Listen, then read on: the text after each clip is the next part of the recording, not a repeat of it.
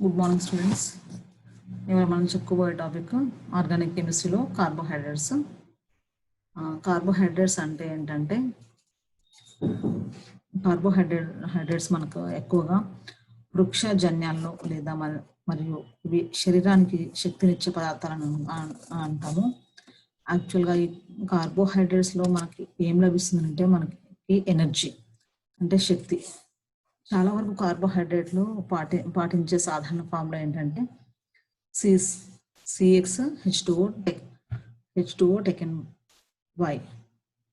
ఈ సిఎక్స్ తర్వాత water మాలిక్యూల్కి why అని ఎందుకు పెడుతున్నామంటే ఇది ఎగ్జాంపుల్గా ఎక్స్ వాల్యూ మరియు వై వాల్యూస్ అనేవి నెంబర్ ఆఫ్ ఉంటాయి. ఇక్కడ ఈ సి ప్లేస్లో మనకు మెటల్ కూడా రావచ్చు. కార్బన్తో పాటు హైడ్రోజన్లో ఆక్సిజన్లో మాత్రమే దీంట్లో మనం మిళితమై ఉంటాయని తెలుస్తుంది. అయితే కనుక వీటి యొక్క కార్బన్ యొక్క హైడ్రేట్లుగా భావించేవారు. అంటే వాటర్ మాలిక్యూల్ ఉంది కాబట్టి వీటిని ఏమంటున్నామంటే హైడ్రేట్లుగా చెప్తున్నాము. వాటర్ మాలిక్యూల్ విత్ కార్బన్తో కలిసి ఉంది కాబట్టి ఈ కార్బోహైడ్రేట్ యొక్క ఫార్ములాలో కొన్ని పాటిస్తాయి, కొన్ని పాటించవు. ఈ ఫార్ములాను పాటించకపోవడం వలన కొన్ని కార్బోహైడ్రేట్స్ ఏర్పడతాయి, పాటించడం వలన కొన్ని కార్బోహైడ్రేట్స్ ఏర్పడతాయి. అయితే మనం తీసుకున్న అణు ఫార్ములాను అనుసరించి CxH2O టేకెన్ వై ఎప్పుడైతే మనకు కనిపిస్తుందో అప్పుడు మాత్రమే ఈ ఫార్ములాను పాటించే కార్బోహైడ్రేట్స్ అని చెప్తాము. ఈ కార్బోహైడ్రేట్స్ ఎక్కువగా మనకు శరీరానికి శక్తినిచ్చే పదార్థాలను చెప్తున్నాం కాబట్టి కార్బోహైడ్రేట్లో మనకు ఆల్మోస్ట్ అన్ని రకాల పదార్థాల్లో లభిస్తూ ఉంటాయి. తర్వాత వీటిని ఎప్పుడైతే మనకి ఈ ఫార్ములాను పాటించకపోవడం వలన మరియు కొన్ని ఇతర సమ్మేళనాలు అవి ఆల్డిహైడ్లు కానీ ఆమ్లాలు కానీ ఈ ఫార్ములాను పాటించడం వలన కార్బోహైడ్రేట్ల నిర్వచనాన్ని ఈ క్రింది విధంగా మార్చవచ్చు. అదేంటంటే 3 కానీ అంతకంటే ఎక్కువ కానీ కార్బన్ పరమాణులు ఉన్న ధ్రువణ భ్రమణతను ప్రదర్శించే పాలిహైడ్రాక్సీ ఆల్డిహైడ్లు లేదా కీటోన్లను కార్బోహైడ్రేట్లు అంటున్నాము. అయితే దీనిలో మనకి ఏం కనిపిస్తుంది, ఎక్కువగా ఎప్పుడైతే ఈ ఫార్ములాను అవి పాటించుకోవడం వలన మరియు కొన్ని ఇతర సమ్మేళనాలు, ఆ సమ్మేళనాలు ఏంటి, ఆల్డిహైడ్లు కానీ ఆల్డిహైడ్లు ఆమ్లాలు ఈ ఫార్ములాను పాటించడం వలన కార్బోహైడ్రేట్ల యొక్క నిర్వచనాన్ని మనం ఈ విధంగా చెప్తున్నాము. అదేంటంటే 3 కానీ అంతకంటే ఎక్కువ కానీ కార్బన్ పరమాణులు ఉన్న ఈ ధ్రువణ భ్రమణతను ప్రదర్శించే పాలిహైడ్రాక్సీ ఆల్డిహైడ్లు కావచ్చు, అది కీటోన్లు కావచ్చు. ఆ పాలిహైడ్రాక్సీ ఆల్డిహైడ్లను లేదా కీటోన్లను కలిగి ఉన్నప్పుడు మాత్రమే వీటిని కార్బోహైడ్రేట్స్ అని చెప్తున్నాము. అంటే కార్బోహైడ్రేట్స్లో మనకు కావాల్సింది ఏంది, కార్బన్ పరమాణులు, దాంతోపాటు హైడ్రేట్లు అంటే హైడ్రాక్సీ సమ్మేళనాలు. ఆ పాలిహైడ్రాక్సీ సమ్మేళనాలతో పాటు మనకి ఏమున్నాయి, ఇక్కడ 2 ప్రమేయ సమూహాలు కనిపిస్తున్నాయి. ఆ ప్రమేయ సమూహాలు ఏంటంటే ఆల్డిహైడ్లు కానీ కీటోన్లు కానీ. ఈ ఎక్కువగా మనకు కనిపించే ఈ కార్బోహైడ్రేట్స్లో ఆల్డిహైడ్ ప్రమేయ సమూహాలు ఉంటాయి, కీటోన్ ప్రమేయ సమూహాలు ఉంటాయి. ఉదాహరణకి ఫర్ ఎగ్జాంపుల్గా మనం గ్లూకోజ్ని తీసుకున్నట్లయితే గ్లూకోజ్ యొక్క ఫార్ములాని ఏమని చెప్పవచ్చు అంటే C6H12O6 గ్లూకోజ్ని మనం దాని యొక్క పాలిహైడ్రాక్సీ ఆల్డిహైడ్ ఆర్ కీటోన్గా మార్చేటప్పుడు దాన్ని ఏమని రాస్తామంటే మనం ఇచ్చిన ఈ అణు ఫార్ములాలో C6H2O టేకెన్ వై ఎప్పుడైతే ఉంటుందో అదే ఫార్ములాని ఆధారంగా చేసుకొని గ్లూకోజ్ అణును మనం ఈ విధంగా కూడా రాయొచ్చు. C6H2O టేకెన్ 6 అని రాస్తాము. C6H2O టేకెన్ 6 ఇది గ్లూకోజ్ యొక్క ఫార్ములాని మనము దేంట్లో వ్యక్తం చేస్తున్నాము, ఏదైతే అణు ఫార్ములా ఉంటుందో ఆ అణు ఫార్ములాని బట్టి మనం C6H2O టేకెన్ వైలో దీన్ని అనువర్తింపజేసాము. అదేవిధంగా సుక్రోజ్ యొక్క అణు ఫార్ములా ఏంటి, C12H22O11. C12H22O11 సుక్రోజ్ని ఈ ఫార్ములాలో మనం అనువర్తింపజేస్తే C12 సేమ్ యాన్సెస్గా ఉంటుంది. వాటర్ మాలిక్యూల్లో తేడా మనకు రావాల్సింది హైడ్రేట్లు కాబట్టి ఆ హైడ్రేట్లో ఎన్ని వస్తున్నాయి, 11 హైడ్రేట్ అయాన్స్ వస్తున్నాయి. అయితే దాంట్లో ఏం యాడ్ చేస్తున్నాము, C12H2O టేకెన్ 11. తర్వాత స్టార్చ్ అంటే ఏంటి, పిండి పదార్థం. ఆ పిండి పదార్థం యొక్క ఫార్ములాని ఏ విధంగా చెప్తున్నామంటే C6H10O5. ఇది నెంబర్ ఆఫ్ మోడ్స్ని కలిగి ఉంటుంది, అందుకనే టేకెన్ ఎన్ అంటున్నాము. దీంట్లో మనం ఈ పై ఫార్ములాని అనువర్తింప చేస్తే C6H2O టేకెన్ 5 అని రాస్తాము. అంటే మనకు ఈ ఫార్ములాని బట్టి గ్లూకోజ్ని మరియు సుక్రోజ్ని మరియు స్టార్చ్ని ఈ విధంగా మనము ఈ ఫార్ములాలో అనువర్తింప చేస్తాము.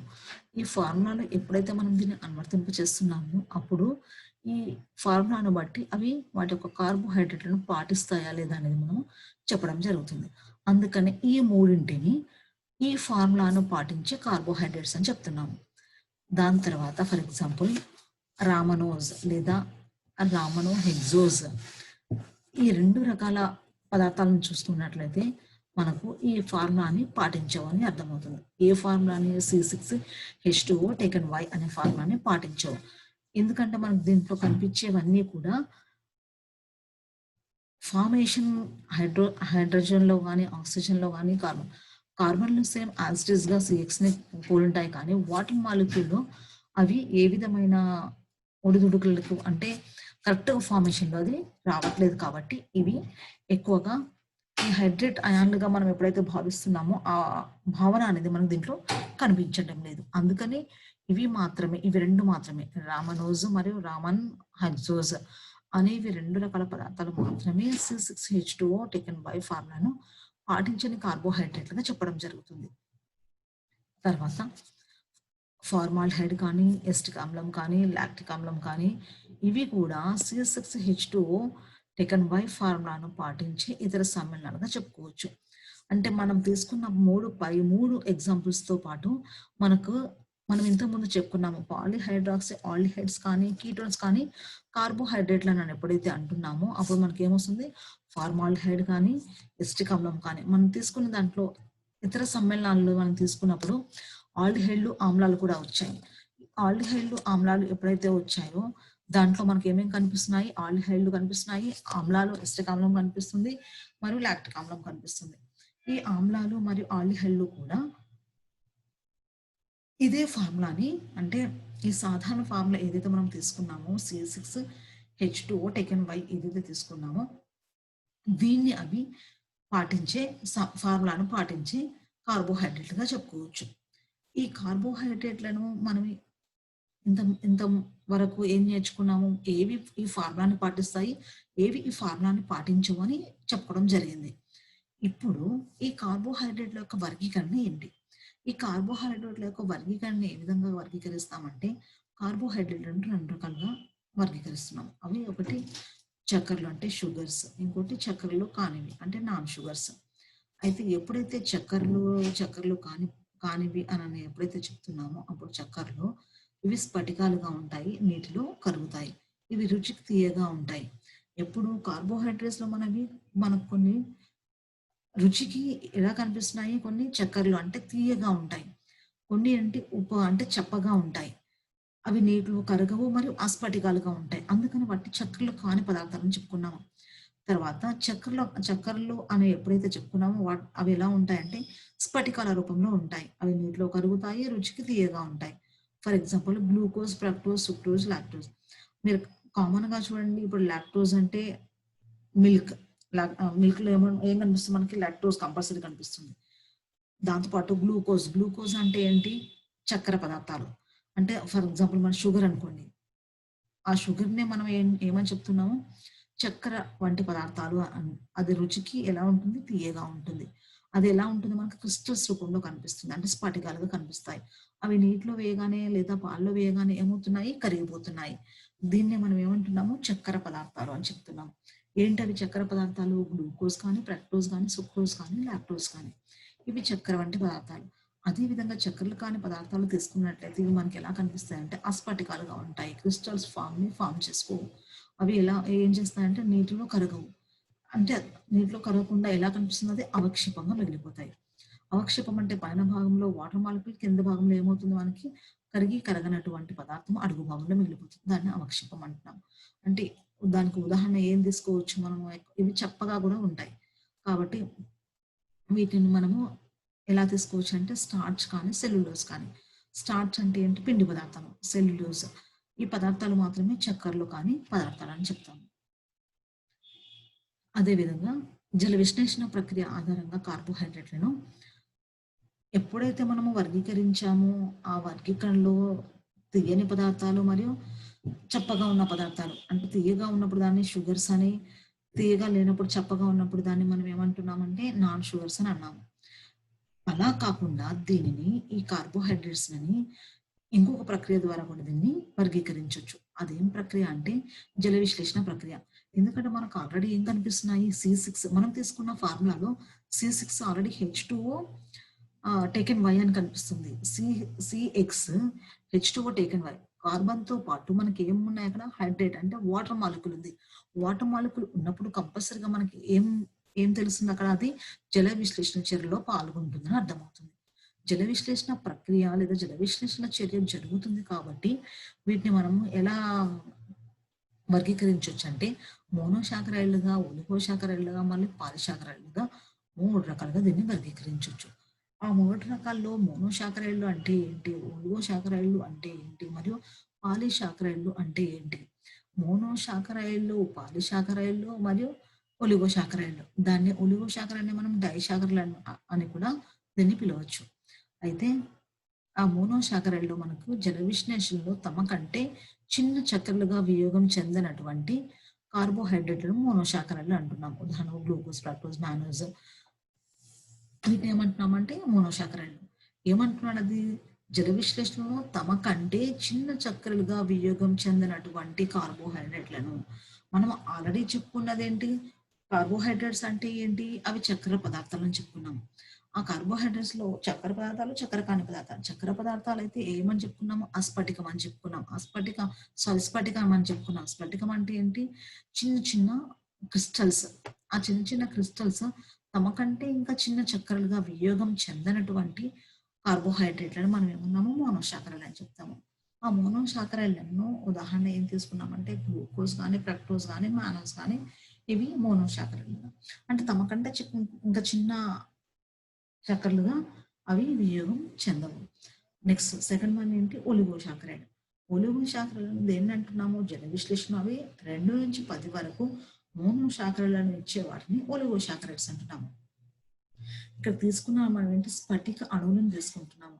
ఆ స్ఫటిక అణువులు జల విశ్లేషణలో అవి 2 నుంచి 10 వరకు మోనోశాకరైడ్లను ఇచ్చే వాటిని మాత్రమే ఒలిగోశాకరైడ్స్ అంటాం. ఉదాహరణకి ఏంటి, 2 నుంచి 10 వరకు అని అంటే తమకని చిన్న ఉండి అవి వియోగం చెందినటువంటి వాటినేమో మనం మోనోశాకరైడ్లు అన్నప్పుడు, ఏవైతే 2 నుంచి 10 వరకు అవి మోనోశాకరైడ్లుగా ఇస్తాయో వాటిని ఒలిగోశాకరైడ్ లేదా డైశాకరైడ్స్ అంటాము. ఈ ఒలిగో లేదా డైశాకరైడ్స్ కి ఉదాహరణగా ఏం చెప్పుకోవచ్చు అంటే సుక్రోజ్ కానీ, లాక్టోజ్ కానీ, మాల్టోజ్ కానీ మొదలుగునవి మనము ఈ ఒలిగోశాకరైడ్లు చెప్పుకోవచ్చు. అయితే కార్బోహైడ్రేట్లు జల విశ్లేషణలో 2 అణువుల మోనోశాకరైడ్లను ఏర్పరచుకుంటాయి. జల విశ్లేషణలో 2 అణువుల మోనోశాకరైడ్లను ఏర్పరచుకుంటుంది కనుక వీటిని ఏమంటున్నాం మనము, డైశాకరైడ్స్ అని అంటున్నాము. అదేవిధంగా 3 రకాల అణువులను ఇచ్చే వాటిని అయితే ట్రైశాకరైడ్లు అని, 4 రకాల అణువులు ఇచ్చే వాటిని అయితే టెట్రాశాకరైడ్లుగా మనం వర్గీకరిస్తాము. అయితే మనకు ఇచ్చింది ఇప్పుడు ఒలిగోశాకరైడ్లని, యాక్చువల్గా డైశాకరైడ్లు లేదా ఒలిగోశాకరైడ్లు, కానీ అవి వాటి ఇచ్చే అణువులను బట్టి జల విశ్లేషణలో అవి 2 అణువుల, 3 అణువుల, 4 అణువుల. 2 అణువులు అయితే వాటిని డై అని, 3 అణువులు అయితే వాటిని ట్రై అని, 4 అణువులు అయితే వాటిని టెట్రాశాకరైడ్లుగా మనం వర్గీకరించుకున్నాం. ఫర్ ఎగ్జాంపుల్ ఉదాహరణకి సుక్రోజ్ ని జల విశ్లేషణ చర్యకు గురి చేసినట్లయితే అది గ్లూకోజ్ మరియు ఫ్రక్టోజ్ గా విడిపోతుంది. ఎందుకు, తీసుకున్న కాంపౌండ్ మనకి సుక్రోజ్ కాబట్టి. సుక్రోజ్ తీసుకున్నాం కాబట్టి వాటర్ మాలిక్యూల్లో మనకి ఏం ఫామ్ అయింది, గ్లూకోజ్ మరియు ఫ్రక్టోజ్లు ఫామ్ అయ్యాయి. గ్లూకోజ్ మరియు ఫ్రక్టోజ్లు దేని ద్వారా ఏర్పడుతున్నాయి, సుక్రోజ్ ని జల విశ్లేషణ చేయడం ద్వారా 2 రకాల పదార్థాలు మనకు ఏర్పడ్డాయి. అదేవిధంగా మాల్టోజ్ ని జల విశ్లేషణకు గురి చేసినట్లయితే ఓన్లీ 2 రకాల గ్లూకోజ్ అణువులు మాత్రమే ఏర్పరచుకుంటుంది. ఎన్ని అణువులు ఏర్పడుతున్నాయి ఒక మాల్టోజ్ నుంచి, 2 రకాల గ్లూకోజ్ అణువులు ఏర్పడుతున్నాయి. అదేవిధంగా ఒలిగోశాకరైడ్ల తర్వాత మనకు వచ్చేది ఈ కార్బోహైడ్రేట్స్ లో వర్గీకరణలో పాలిశాకరైడ్లు. పాలి అంటే జల విశ్లేషణలో 10 కంటే ఎక్కువ మోనోశాకరైడ్లను ఇచ్చే కార్బోహైడ్రేట్లను పాలిశాకరైడ్లు అంటున్నాము. జల విశ్లేషణ చర్యలో ఏం చేస్తున్నాం, అది 10 కంటే ఎక్కువ మోనోశాకరైడ్లను ఇస్తే అలాంటి కార్బోహైడ్రేట్స్ ను పాలిశాఖరాలు అని అంటున్నాం. వీటి యొక్క సాధారణ అణు సంకేతం ఏమని చెప్తున్నాము అంటే 6H10O5 టేకెన్ ఎన్ అని చెప్తున్నాము.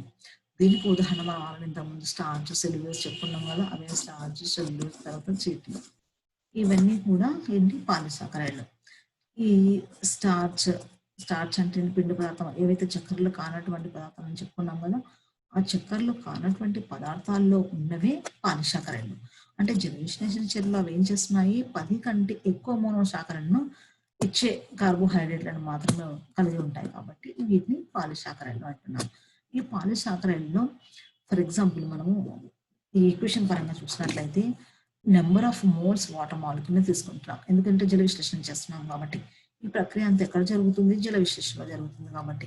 C6H10O5 taken in number of, మనము ఏం తీసుకున్నాం ఇక్కడ పాలిశాఖలో స్టార్చ్ కానీ సెల్యులోజ్ కానీ చిటిన్ కానీ తీసుకున్నట్లయితే అది M నెంబర్ ఆఫ్ వాటర్ మాలిక్యూల్తో ఒక H+ అయాన్ని తీసేస్తే మనకు దాని ప్లేస్లో ఏమొచ్చి చేరుతుంది, మెటల్ వచ్చి చేరుతుంది. అప్పుడు ఏమవుతుంది, C6H12O6 గ్లూకోజ్. మెటల్ ఎప్పుడైతే ఏర్పడుతుందో ఆ మెటల్తో పాటు మనకు గ్లూకోజ్ ఫామ్ అవుతుంది. కనుక రసాయనికంగా మోనోసాకరైడ్ల పాలిమర్లే పాలిసాకరైడ్లు. వీటిలో లభ్యమయ్యే అత్యంత ముఖ్యమైన మోనోసాకరైడ్లు గ్లూకోజ్, గ్లైలోజ్, అరబినోజ్లు. ఇవి మాత్రం మనకు ముఖ్యంగా ఈ పాలిసాకరైడ్లో మనకు ఎక్కువగా లభించే మోనోసాకరైడ్లు అన్నమాట. ఈ పాలిసాకరైడ్ల నుంచి ఏర్పడిన మోనోసాకరైడ్లు. అయితే ఈ పాలిసాకరైడ్లో మనం ఏమని చెప్తున్నాము, రసాయనికంగా మోనోసాకరైడ్ల పాలిమర్లే పాలిసాకరైడ్స్ అని చెప్పుకున్నాం కాబట్టి వీటి యొక్క రసాయనికంగా మోనోసాకరైడ్లన్నీ కలిసి పాలిసాకరైడ్లను ఏర్పరచుకుంటాయి కాబట్టి. అయితే దీంట్లో ఉన్న నెక్స్ట్ పాయింట్, మోనోసాకరైడ్లను కార్బోనైల్ ప్రమేయ సమూహము కార్బన్ సంఖ్య ఆధారంగా తిరిగి వర్గీకరించవచ్చు. మోనోసాకరైడ్లను కార్బోనైల్ ప్రమేయ సమూహము మరియు కార్బన్ల సంఖ్య ఆధారంగా తిరిగి దీన్ని వర్గీకరిస్తున్నాం. ఆ కార్బోనైల్ సమూహం ఆధారంగా ఎలా వర్గీకరిస్తున్నామంటే, ఒకటి ఆల్డోస్ గా, ఇంకోటి కీటోస్ గా. ఎందుకు మనము 2 రకాల ప్రమేయ సమూహాలను మాత్రమే తీసుకున్నాము, అది ఆల్డిహైడ్ కానీ కీటోన్ కానీ. అందుకని ఆల్డిహైడ్ సమూహం కలిగినవి మాత్రమే ఆల్డోస్ గా ఫామ్ అవుతుంది, అదే కీటో సమూహం కలిగినవి మాత్రమే కీటో ఫామ్ అవుతుంది. ఈ ఆల్డోస్ మరియు కీటోస్లను కార్బోనైల్ సమూహం ఆధారంగా చెప్పడం జరుగుతుంది. అదేవిధంగా కార్బన్ ఆధారంగా చెప్పాలనుకుంటే కార్బన్ పరమాణుల సంఖ్య ఆధారంగా వీటిని C3 అంటే ట్రయోస్, 3 కార్బన్లు కలిగినవి అని చెప్తాము. కార్బన్ పరమాణులు మనం ఎన్ని తీసుకుంటే ఆ కార్బన్ పరమాణుని బట్టి అది 3 కార్బన్లు కలిగినవి అయితే దాన్ని C3 లేదా ట్రయోస్ అని, 4 కార్బన్లు కలిగినవి అయితే దాన్ని C4 లేదా టెట్రోస్ అని. దేంట్లో యాడ్ చేస్తున్నాం, ఇది ఆల్డిహైడ్స్ ఆర్ కీటోన్లో. తర్వాత దీన్ని 5 కార్బన్లు కలిగినవి ఉన్నట్లయితే C5 పెంటోస్ అని, 6 కార్బన్లు కలిగినవి అయితే C6 హెక్సోస్ అని దీనికి నామకరణం చేస్తున్నాము. అందుకని మనకి ఇచ్చిన దాంట్లో ఇప్పుడు ఇంత కనిపించిన దాంట్లో యాక్చువల్ వర్గీకరణ ఒకటి, దాని తర్వాత జల విశ్లేషణ ఆధారంగా కార్బోహైడ్రేట్ల వర్గీకరణ ఒకటి, తర్వాత మోనోసాకరైడ్లను ఏం చేస్తున్నామంటే కార్బోనైల్ సమూహాన్ని మరియు కార్బన్ల సంఖ్యను ఆధారంగా చేసుకొని తిరిగి వర్గీకరిస్తున్నాము. ఆ వర్గీకరణలో ఆల్డోస్ మరియు కీటోస్, తర్వాత కార్బన్ సంఖ్యను బట్టి అది C3, C4, C5, C6 అనే అవి విడిపోతున్నాయి. అయితే ఫర్ ఎగ్జాంపుల్ ఆల్డోహెక్సోస్ అనగా ఆల్డిహైడ్ సమూహాన్ని కలిగి ఉన్న 6 కార్బన్లు గల ఒక మోనోసాకరైడ్ అని. కీటోహెక్సోస్ అనగా కీటో సమూహాన్ని కలిగి ఉన్న 6 కార్బన్లు కలిగిన మోనోసాకరైడ్ అని అంటాం. ఇప్పుడు ఆల్డోహెక్సోస్ అంటే ఆల్డిహైడ్తో 6 కార్బన్లు కలిగి ఉందని దాన్ని హెక్సోస్ అని చెప్తున్నాము. ఎప్పుడు హెక్సోస్ అంటున్నాము, ఆల్డిహైడ్ ప్రమేయ సమూహం కాబట్టి. ఆల్డో అంటేనే మనకి ఏం కనిపిస్తుంది అక్కడ ఆల్డిహైడ్ కనిపిస్తుంది. కీటో అనగానే ఏ ప్రమేయ సమూహం కనిపిస్తుంది, కీటో ప్రమేయ సమూహం. దాంతోపాటు మనకి ఏం కలిగి ఉంది అక్కడ, కీటో సమూహాన్ని కలిగి ఉంది కాబట్టి కీటోస్ అంటున్నాం. ఆ కీటోస్ ఎన్ని కార్బన్లు ఉన్నాయి, 6 కార్బన్లు అయితే మనం దాన్ని హెక్సోస్ అంటున్నాము. ఈ సమూహాన్ని కలిగి ఉన్న 6 కార్బన్లు గల మోనోసాకరైడ్లని అర్థం. ఈ మోనోసాకరైడ్ మనం అదే క్షేకరణ కారకాల ఆధారంగా వీటిని టోలరెన్స్ పేలింగ్స్లతో చర్య ఆధారంగా కార్బోహైడ్రేట్లను తిరిగి మనం 2 రకాలుగా వర్గీకరించవచ్చు. ఇంతకుముందు చెప్పుకున్నదంతా దాని తర్వాత వచ్చేది కారకాల సమక్షంలో కూడా, అంటే క్షేకరణ కారకాల సమక్షంలో ఆ కారకాలు ఏంటంటే టోలిన్స్ కానీ పేలింగ్ కానీ. టోలెన్స్ కారకంతో కానీ కార్బోహైడ్రేట్లను 2 రకాలుగా వర్గీకరించు. పేరుతో కానీ 2 రకాలుగా వర్గీకరిస్తున్నాం. అయితే ముందుగా దీనిలో వచ్చేది క్షేకరణ చక్కెరలు. ఆ క్షేకరణ చక్కెరలు ఏంటంటే టోలెన్స్ మరియు పేరింగ్ కారకాలను క్షేకరణం చేసే చక్కెరలను క్షేకరణ చక్కెరలు అంటున్నాము. ఉదాహరణకు అన్ని మోనోసాకరైడ్లు, దాదాపు అన్ని డైసాకరైడ్లు, సుక్రోజ్ తప్ప క్షేకరణ చక్కెరలు. అన్ని ఏమని చెప్తున్నాం మనము, మోనోసాకరైడ్స్లో ఏవైతే ఉన్నాయో అవన్నీ, దాంతో పాటు దాదాపు అన్ని డైసాకరైడ్లు, ఒక సుక్రోజ్ తప్ప అన్ని సాకరైడ్లు క్షేకరణ చక్కెరలను చెప్తున్నాము. దీంట్లో టోలిన్స్ మరియు పేలింగ్ కారకాలను క్షేకరణం చేసే చక్కెరలు మాత్రమే క్షేకరణ చక్కెరలుగా మనం దీన్ని వ్యక్తం చేస్తున్నాం. అది రెండవది క్షేకరణం కాని చక్కెరలు. ఎప్పుడైతే అవి టోలిన్స్తో పేలింగ్ కారకాలకు క్షేకరణం చేయవో వాటిని క్షేకరణం కాని చక్కెరలు అని చెప్తాము. దానికి ఉదాహరణ సుక్రోజ్. ఇంతకుముందు చెప్పుకుందేమో క్షేకరణం చక్కెరలు, ఇప్పుడేమో క్షేకరణం కాని చక్కెరలకు ఉదాహరణ ఏం చెప్పుకున్నాము, సుక్రోజ్ చెప్పుకున్నాము. సుక్రోజ్ తర్వాత మనం ఏమైనా వర్గీకరిస్తున్నాం దీన్ని, కార్బోహైడ్రేట్ల వర్గీకరణలను స్థూలంగా ఈ క్రింది విధంగా మనం చెప్పుకోవచ్చు. ఆ వర్గీకరణలో చక్కెరలు కానివి మనం ఇంతకుముందు చెప్పుకున్నట్టుగానే. అదేవిధంగా దీనిలో ఏర్పడుతున్నాయి మోనోసాకరైడ్లు మరియు ఒలిగోసాకరైడ్లు ఏర్పడుతున్నాయి.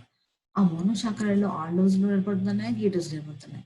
ఆ ఆల్డోజ్లో ఏమైనా ఉన్నాయి, ట్రైయోజ్ ఉంది, టెట్రోజ్ ఉంది, పెంటోజ్ ఉంది, హెక్సోజ్ ఉంది. అయితే తిరిగి దీన్ని మోనోసాకరైడ్లను తిరిగి దేనిగా వర్గీకరిస్తున్నామంటే క్షేకరణ చక్కెరలు మనం క్షేకరణం కాని చక్కెరలుగా దీన్ని మనం వర్గీకరిస్తున్నాం. కానీ చక్కెరలు కాని వాటిలో మాత్రం ఓన్లీ ఒక పాలిసాకరైడ్ మాత్రమే ఉంటుంది, మిగతా ఏవి ఉండవు.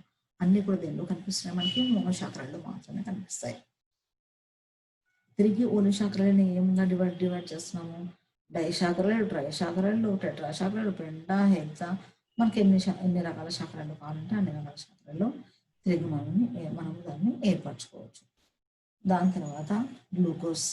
దీనిలో మనం చెప్పుకున్నది ఏంటి, చక్కెరలు తర్వాత మోనోసాకరైడ్లో మనకు కనిపించేది ఏంటి, ఆల్డోజ్లు, మన కీటోజ్ అని చెప్పుకున్నాము. ఆ ఆల్డోజ్ కానీ కీటోజ్ కానీ లేదా ట్రైయోజ్, టెట్రోజ్, పెంటోజ్, హెక్సోజ్లో మనకు కనిపించేది కార్బన్తో పాటు అంటే CXH2O టేకన్ బైలో కనిపించేది మనకి ముందుగా వచ్చేది గ్లూకోజ్. ఆ గ్లూకోజ్లో దానికి అణునిర్మాణ నిర్ధారణ ఏ విధంగా చేయవచ్చు. ఈ గ్లూకోజ్ యొక్క అణునిర్మాణ నిర్ధారణ చేయడానికి ఏం తీసుకుంటున్నామంటే అణుభార నిర్ణయ పద్ధతి ద్వారా గ్లూకోజ్ యొక్క అణుఫార్ములాని C6H12O6గా చెప్పుకుంటున్నాము. గ్లూకోజ్ యొక్క అణుఫార్ములాను బట్టి మనము ఏమని చెప్పుకుంటున్నాము, దీన్ని CXH2O టేకన్ బై ఫార్ములాని పాటించే పదార్థాలుగా చెప్పుకున్నాము. ఇప్పుడు ఈ గ్లూకోజ్ C6H12O6 అనేది గ్లూకోజ్ ఎసిటిక్ అనహైడ్రేట్తో చేరినంది పెంటా ఎసిటైల్ ఉత్పన్నాన్ని ఏర్పరచుకుంటుంది.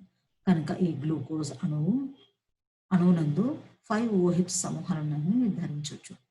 మనకు ఈ గ్లూకోజ్ అణువులో ఎప్పుడు ఎసిటిక్ అనహైడ్రేట్తో చర్యలో పాల్గొంటే పెంటా ఎసిటైల్ ఉత్పన్నాన్ని ఏర్పరచుకుంటుంది. ఆ ఉత్పన్నాన్ని ఏర్పరిచేటప్పుడు మనకి ఎన్ని రకాలు ఏర్పడుతున్నాయి, 5 రకాలు మాత్రమే. ఆ 5 OH సమూహాలు మాత్రమే మనకి కనిపిస్తున్నాయి. దాన్ని పెంటా ఎసిటైల్ ఉత్పన్నం అని అంటున్నాము.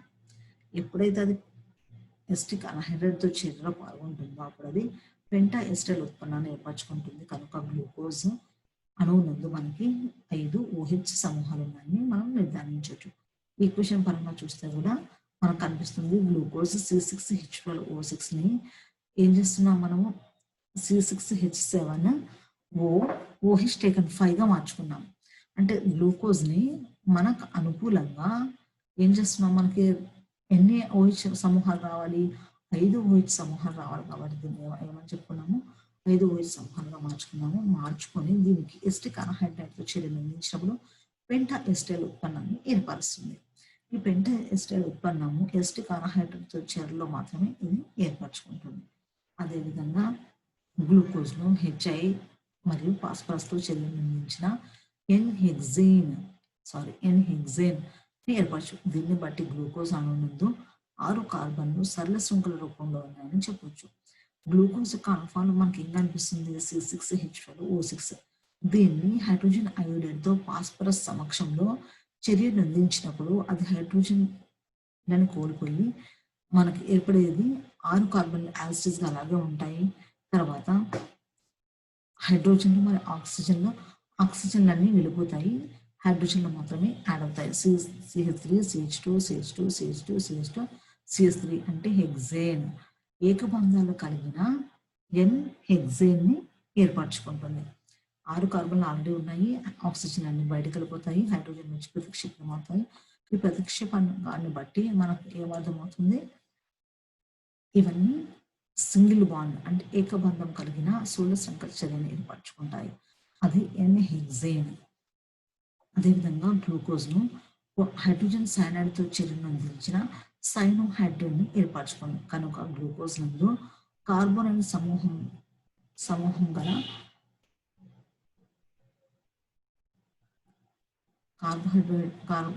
గ్లూకోజ్ నందు కార్బోనైల్ సమూహం గల ఈ సమ్మేళనంగా దీన్ని నిర్ధారిస్తున్నాము.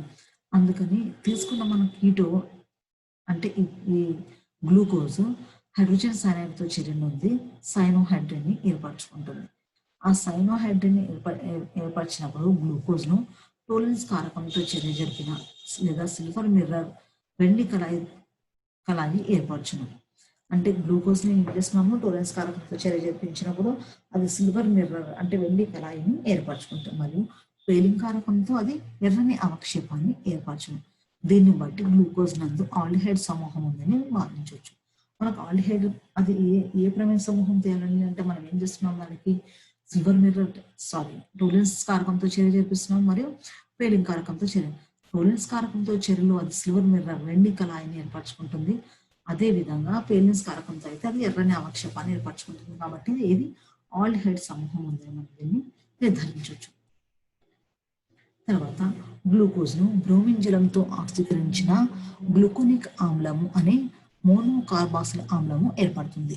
దీనిలో 6 కార్బన్ పరమాణువులు ఉంటాయి, కనుక గ్లూకోజ్లోని కార్బోనైల్ సమూహము ఆల్డిహైడ్ ప్రమేయ సమూహం అని నిర్ధారిస్తున్నాము. ఇప్పుడు ఇచ్చింది మనకి ఈ గ్లూకోజ్ను బ్రోమిన్ జలంతో ఆక్సీకరించిన గ్లూకోనిక్ ఆమ్లము అనే ఒక మోనోకార్బాక్సిల్ ఆమ్లాన్ని ఏర్పరచుకుంటుంది. దీనిలో 6 కార్బన్ పరమాణువులు ఉంటాయి, కనుక ఈ గ్లూకోజ్లోని కార్బోనైల్ సమూహము ఆల్డిహైడ్ ప్రమేయం అని నిర్ధారిస్తున్నాము.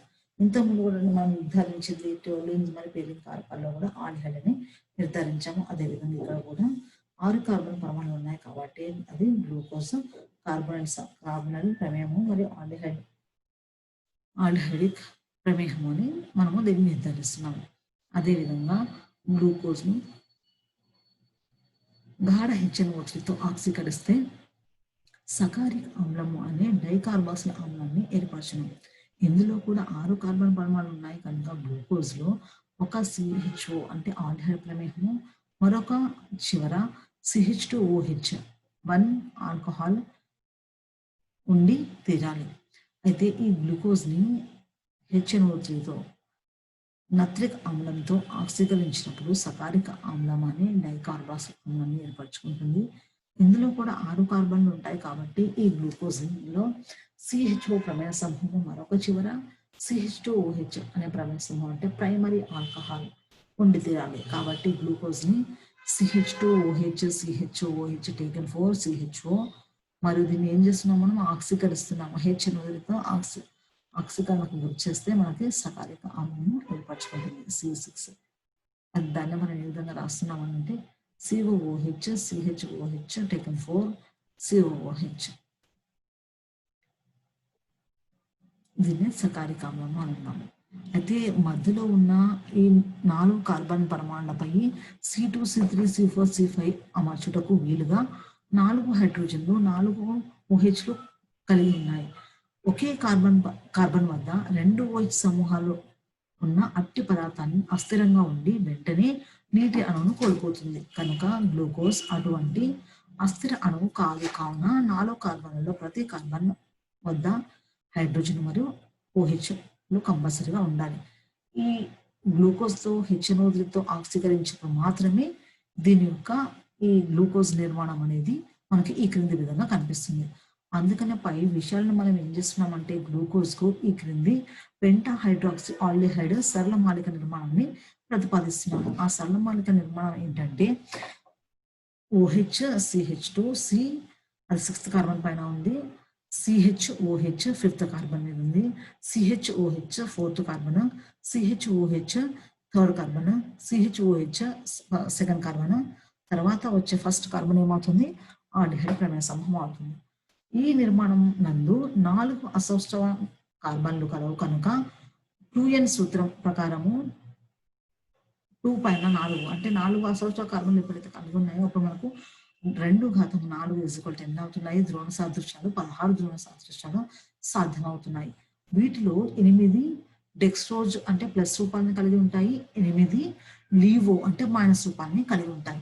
2 కూడా ధ్రువణ సాదృశ్యాలు అంటే కంపల్సరిగా ఎస్ అనేది ఆ సాదృశ్యం అనేది కంపల్సరిగా మనకి ఏం కనిపిస్తుంది, half of the part is the positive, half of the part negative రూపాన్ని వాటి యొక్క స్ట్రక్చర్స్ అనేది ఏర్పరచుకుంటుంది. మరియు గ్లూకోజ్ డెక్స్ట్రోజ్ ధ్రువణ సాదృశ్యంగా ఉండమన్న దీన్ని డెక్స్ట్రోజ్ అని కూడా, డెక్స్ట్రోజ్ ధ్రువణ సాదృశ్యంగా ఉన్న దీన్ని డెక్స్ట్రోజ్ అని కూడా అంటాము. డెక్ అంతా మనకి ఏం కనిపిస్తుంది 10 అంటే ఈక్వల్ గా అవి సాదృశ్యాలను ఏర్పరచుకుంటున్నాయి కాబట్టి దీన్ని డెక్స్ట్రోజ్ అని కూడా అంటాము. నెక్స్ట్ క్లాస్ లో మనం వచ్చేసరికి గ్లూకోజ్ కాణ విన్యాసం అవి కంటిన్యూ చేద్దాము. Okay, thank you.